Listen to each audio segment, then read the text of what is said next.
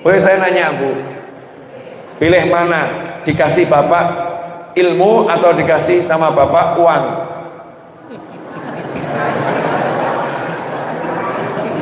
Bu, bapak pulang terus cerita, alhamdulillah ketemu Habib Taufik, diajari wirid la haula wala quwata illa billah. Itu kalau dibaca 99 penyakit itu akan sirna. Penyakit paling ringan yang sembuh berkat la haula wala quwata illa billah, penyakit sumpek. Begitu kata suami mengutip ya penjelasan Habib Taufik. Suami pulang ini ya, bawa oleh-oleh judulnya obat mujarab la haula wala quwata illa billah. Jenengan pilih mana? Dikasih ilmu oleh suami apa dikasih duit? Ibu, duit apa ilmu? Duit. Padahal kalau duit cepat, kalau ilmu enggak kan? Kalau duit buat seneng nopo sumpek? Coba yang buat jenengan sumpek nopo? Kalau nggak punya duit, berarti duit buat sumpek. Tapi yang dicari duit. Ilmu ini lebih mahal dari segala-galanya. Makanya Simbah dulu tuh nggak ngajari cari duit, diajarinya cari ilmu. Hasilnya orang-orang yang rajin cari ilmu nggak pernah kekurangan duit. Yang rajin cari ilmu, ikhlas ya karena Allah, nggak pernah kekurangan duit. Ono min haitsu la yahtasib. Nah, gara-gara sekarang ada oknum ibu-ibu dan oknum bapak-bapak, oknum ibu-ibu dan oknum bapak-bapak, di kepalanya fulus, duit di kepalanya itu. Tapi ditanya syarat sahnya sholat apa? Nggak ngerti. Rukunnya wudhu apa? Nggak tahu. Sholatmu sah atau tidak? Ya ketok ya sah. Lah kamu tahu enggak sahnya itu bagaimana? Enggak tahu. Lalu yang selamat itu kalau sholat. Sholat kalau tidak sah berarti belum sholat. Sholat kalau wudhunya salah berarti sholatnya salah. Nah kalau wudhunya salah, sholatnya salah, sama dengan belum sholat. Sementara kalau orang yang sholat, inna sholata tanha anil fahsya, sholat itu mencegah dari perbuatan keji dan mungkar. Jadi kalau sholatnya masih amburadul, sholatnya salah, maka dirinya akan kena perbuatan keji dan mungkar. Dirinya akan kena sesuatu yang tidak enak. Dirinya akan mengalami sumpek, suntuk, ruwet dan lain sebagainya. Mudah jatuh jiwanya, mudah tumbang hidupnya, gara-gara sholatnya belum beres. Nah gitu kok mikir duit saja. Kok mikir duit saja. Padahal kalau mikir sholat, ya kalau mikir sholat, maka insya Allah rezekinya akan barokah dan rezekinya akan mudah, tidak susah. Sekali lagi saya nanya sama ibu-ibu, pilih mana, dikasih ilmu atau duit? Mulai berubah pikiran, dikasih ilmu. Oleh karena itu bapak-bapak, mulai besok nggak usah cari bapak yang rajin cari ilmunya, ilmu cari duit. Karena bapak harus ngasih nafkah, betul ya? Ilmu cari duit. Gimana caranya cari duit? Saya akan ajarkan malam hari ini ilmunya. Nomor satu, tidak boleh menyebabkan kita meninggalkan yang wajib dan jangan sampai menyebabkan kita melakukan yang haram.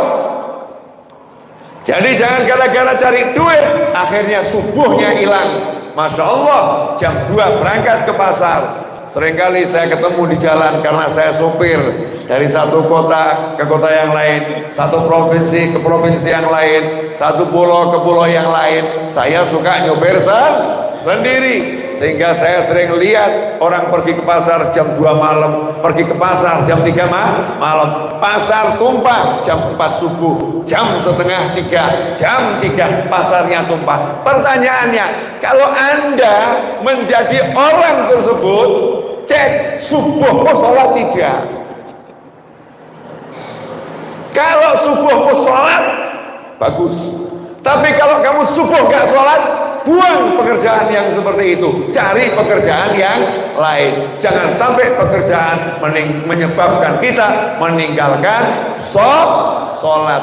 Nganggur kalau sholat masuk surga, kerja kalau nggak sholat masuk neraka. Pilih mana? Kerja dan sholat. Betul ya? Kerja dan sholat. Karena di Indonesia ini alhamdulillah, kerja apapun tidak ada yang menghalangi sholat. Di Indonesia alhamdulillah, negara kita ini negara yang luar biasa. Bahkan di tempat kerja wajib harus ada tempat sholat. Betul? Dan jam istirahatnya di waktu sholat, jam pulang kerjanya di waktu sholat. Benar ya? Di Indonesia. Coba kamu di luar negeri. Saya pernah ketemu itu, saya ke Hong Kong, saya ke Korea. Pamer dikit gak apa ya? Hong Kong, Korea, Masya Allah, Jepang, ya, terus pergi ke Cina, udah semua itu. Poncokusumo. Itu pertanyaannya yang di Hong Kong waktu itu. Saya buka tanya jawab TKW nanya, Habib saya mau nanya, gimana? Apa pertanyaannya? Sah nggak sholat di toilet? Saya rodok kaget. Lah kok sholatnya di toilet kenapa? Karena tidak ada tempat lain yang bisa saya gunakan untuk sholat.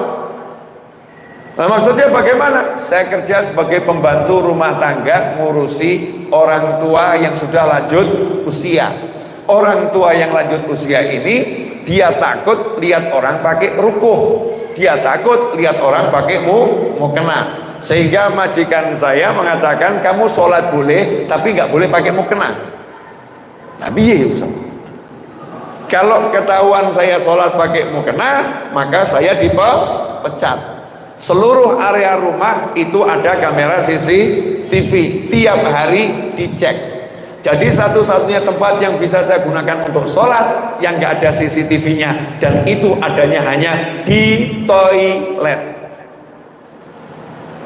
Saya langsung jawab, wes Mbak, jenengan niki Masya Allah. Syarat sahnya sholat itu yang penting nomor 1, sucinya tempat, ya, pakaian dari segala macam najis. Tempatnya dan pakaiannya nggak kena najis, selesai. Jadi kalau toiletmu itu nggak ada najisnya, ya, maka kamu sholat di situ dalam keadaan suci, gelar sajadah, kering gelar sajadah, sah. Kalau nanya sahnya, sah. Terus saya ngomong begini, jempol 4 untukmu Mbak, karena di negara yang kamu susah sholat, toilet pun kamu jadikan tempat untuk sholat. Tapi di Indonesia masjid yang besarnya luar biasa, tambah gak disolati.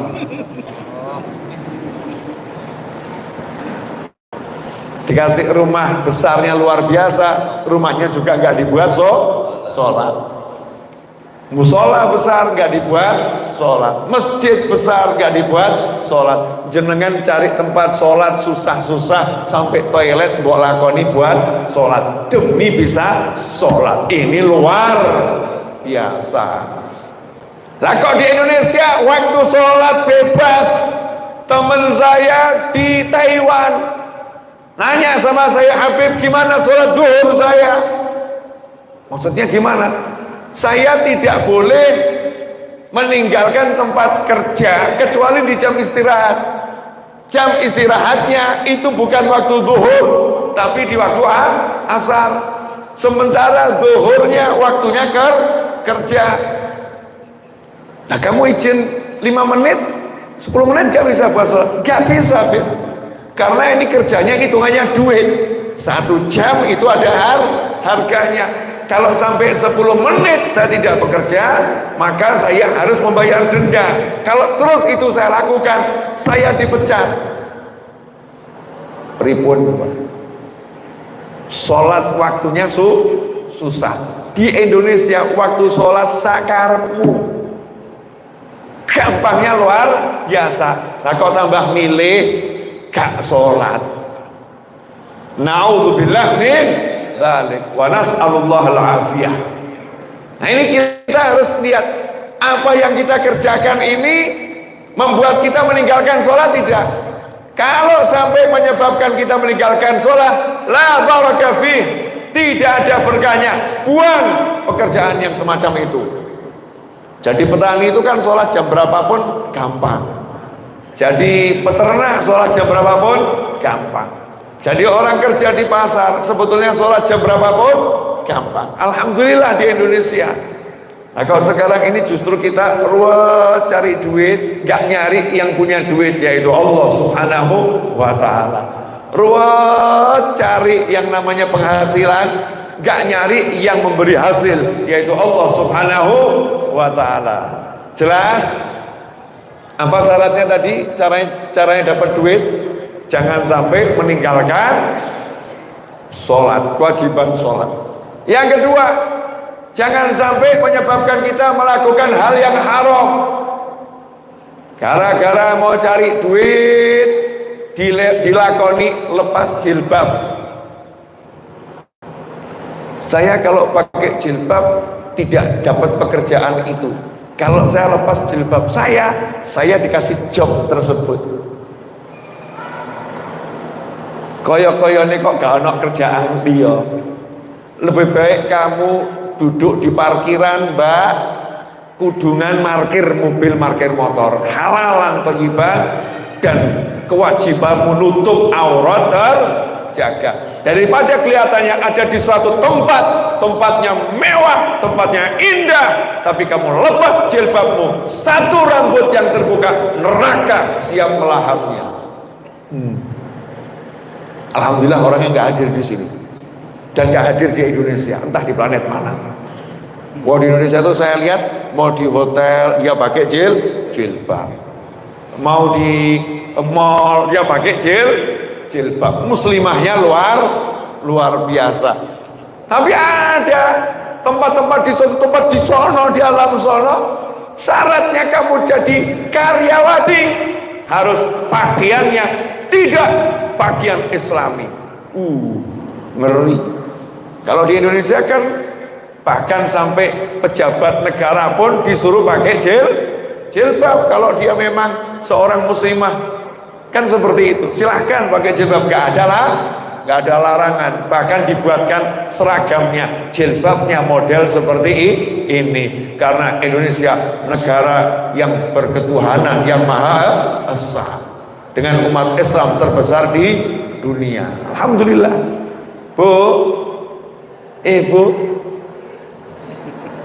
pilih duit atau ilmu? Mulai gampang, duit atau ilmu. Jelas Bapak-bapak? Jangan sampai pekerjaan kita ini menyebabkan kita melakukan yang haram. Contoh, maaf ini contohnya sederhana, tapi seringkali terjadi. Ya seringkali terjadi.